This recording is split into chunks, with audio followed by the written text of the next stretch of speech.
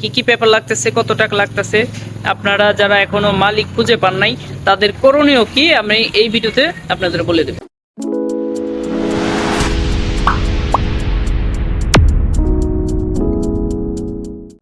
আপনার আপের আবেদন আজকে থেকে শুরু।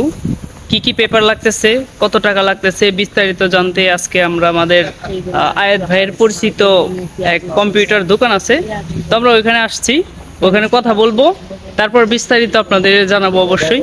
তো আমি এখন আছি আপনার গিনাকাফি যে মূর্তির মুড়টা আছে দেখেন, তো এটার পাশে একটা কম্পিউটারের দোকান আছে, এটা আমি দেখাই।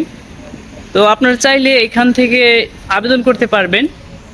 যারা এখনো পর্যন্ত কোনো কাজ পান নাই বা মালিক খুঁজে পান নাই তারা কিন্তু চাইলে এখান থেকে আবেদন করে রাখতে পারেন।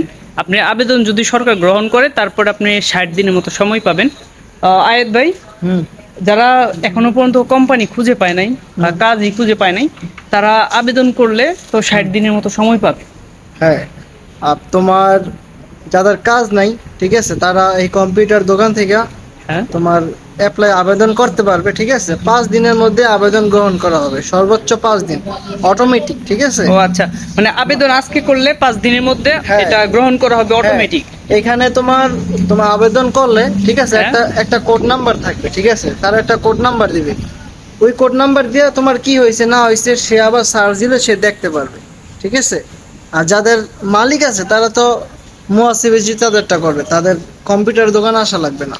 ও, যাদের মালিক পাইছেন, যারা কাজ করতেছেন, মালিক ভিসা লাগাইবো, তাদের আবেদন তো মালিকই করব, আর কি কি পেপার লাগবে এটা মালিকই আপনাদের বলে দিবে। তো যাদের এখনো পর্যন্ত আপনার পান নাই, মালিক খুঁজে পান নাই, তারা এখানে এসে তারপরে আবেদন করতে পারবেন। আর বিস্তারিত এইখানে আপনার এখনো পর্যন্ত আমরা জানতে পারি নাই, প্রত্যেকটা আবেদনের সময় আপনার হয়তোবা যদি আপনি ফ্যামিলি ভিসায় হয়ে থাকেন তাহলে আপনার কি কি পেপার লাগবে ওটা আবেদনের সময় জানতে পারবেন। আর স্টুডেন্ট বিষয় হলেও কি পেপার লাগবে এটা ওইখানে তারপরে জানতে পারবেন।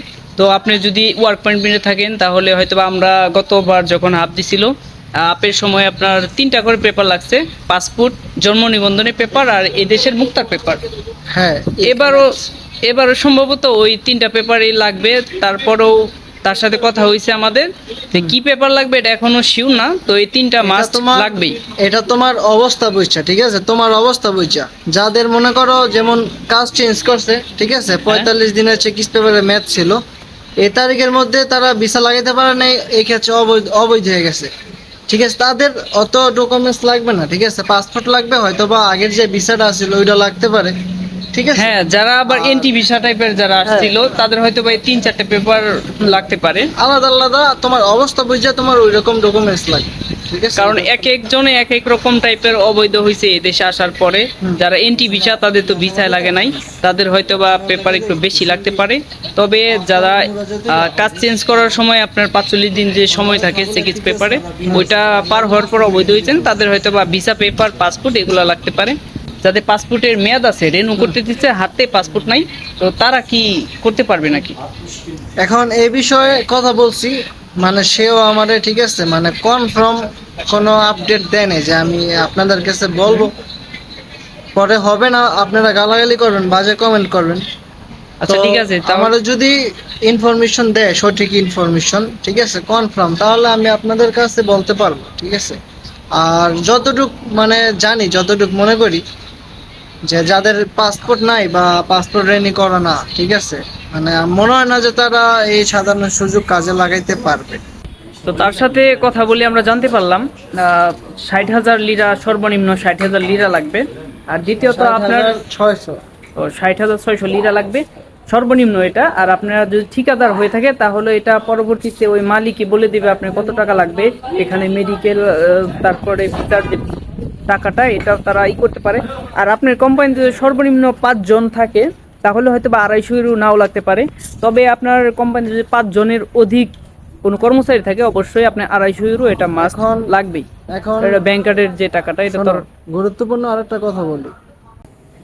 Mesela yakaladı ya polis. Evet. Memlekete gitti. Şimdi aftan müracaatı yapacağız. Tamam. Tamam. Onları kabul ettikten sonra bir ay sonra onları nasıl gelebilir buraya? Dostum bu arada. Şimdi işte açacağım sana. Bak yazıyor burada hepsi.